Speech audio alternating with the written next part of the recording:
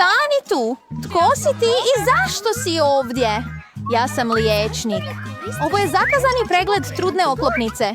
Što je u kovčegu? U redu. Što? Da probam? Ne, nemaš. O, kažu isti. Što? Alex? Je li bolestan? Nemoj biti smiješan.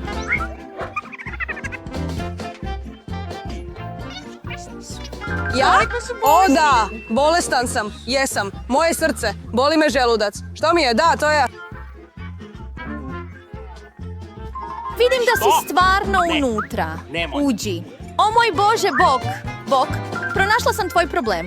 Makni nam to i onda ćemo izaći i spavati ovdje. Napokon, jesi li donio?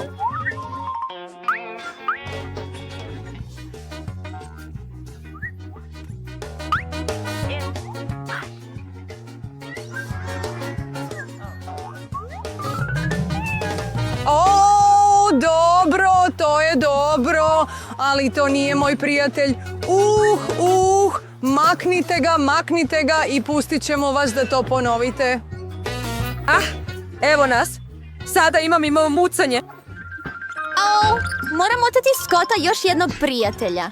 Reci mi, Bok, neću ovo posve zagrebati.